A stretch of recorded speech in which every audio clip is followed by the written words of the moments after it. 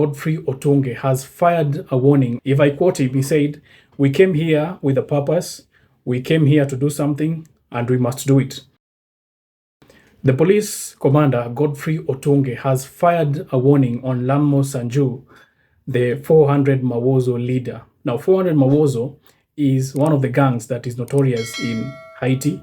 You know, the barbecues gang is G9 plus family. Then we have the GPEP, and now we have the 400 Mawozo, one of the top gangs in Haiti that are devastating the lives of Haitians.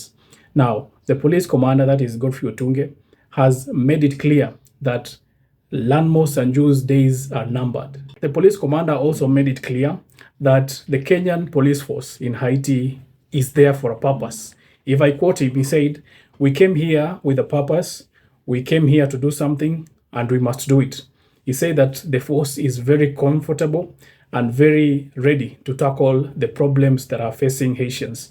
And he further said that the forces in Haiti are in the first phase, the deployment phase of working in Haiti and giving results. They're saying that people need to be a little bit patient with the progress that they have done. And he mentioned critical progress and critical achievements that the police in Haiti have done. One of the critical achievements was to rescue the hospital, that the University Hospital of Haiti, that they rescued in Port-au-Prince from the hands of the gangs. Secondly, they also rescued the seaport. He made it clear that no person would have access to the seaport before the MSS came. And due to the MSS struggle and fight to liberate that seaport, it is now in the hands of the Haitian government, and the public can access that port. So the police commander came out in the media very clear to stipulate the roles that they have. And he said that they are confident that they're going to win the war. As we know right now, these police officers have even extended their reach in Haiti, and they are now even accessing parts of Delmas. As you know, Barbecue comes from Delma 6. His gang is based in Delma 6. And now our policemen and women, the MSS forces, have started to get into Delmas. They've also mentioned that a lot of resources was not available, but because of the continued phase and the fact that it is only in the beginning phase, they are expecting to get more funds and more supplies in terms of armor and in terms of air support.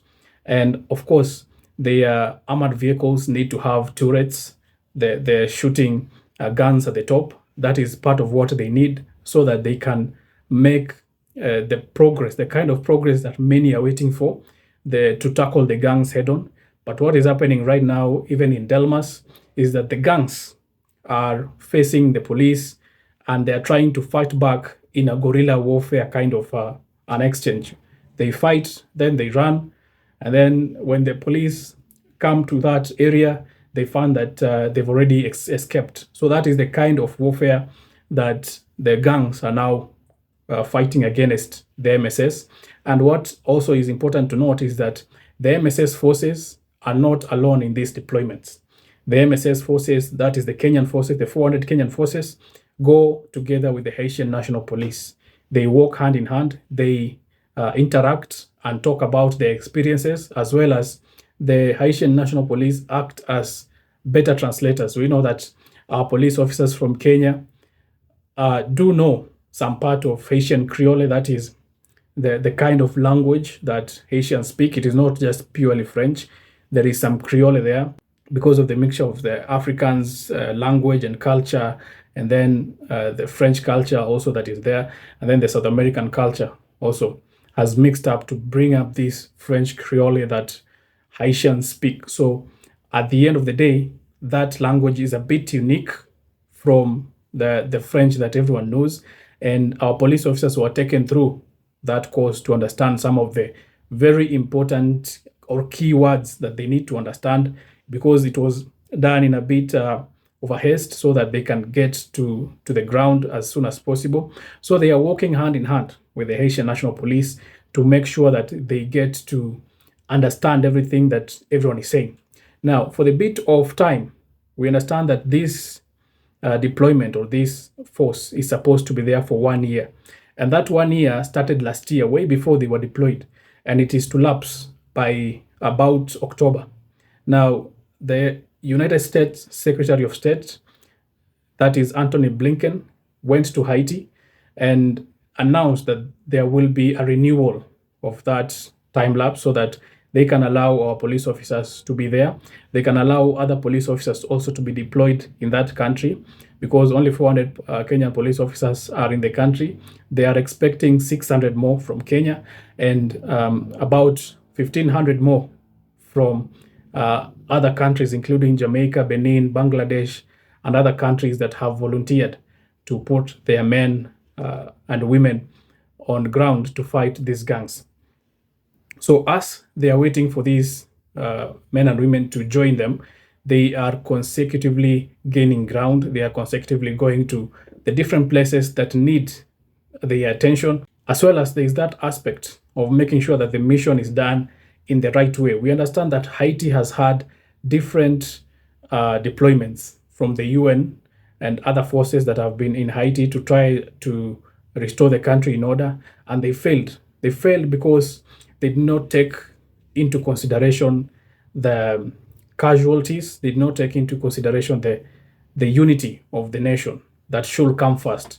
So our forces, the Kenyan forces who are there, they are trying as much as possible to make sure that they do it right this time, because failing time and time again is making the Haitians lose hope in Calvary, in anything that is going to rescue them from the shackles of the gangs. So what they are trying to do is to make sure that all operations are done accordingly and that there is no need to hurry so that you can get that gang leader, because as soon as you get that gang leader, someone else might replace that gang leader, and then you'll end up with a cycle of a lot of violence and a lot of casualties.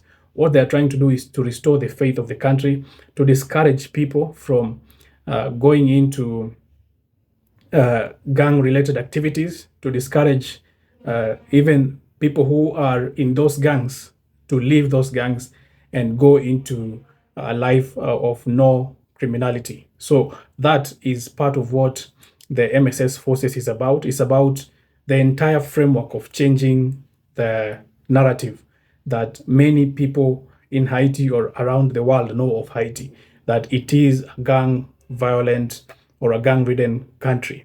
So what they are trying to do is to slowly by slowly speak to the Haitian National Police, their counterparts, when they go to the missions, also to make sure that they have a better framework on how to tackle these gangs without mass casualties, because the UN mission that was there before had a lot of casualties because of the cholera outbreak that happened from the UN mission base that affected a lot of people and made a lot of people to lose their lives. So they are trying as much as possible to reduce casualties through better interaction, through tackling the people that are most important to be removed from the streets and be apprehended.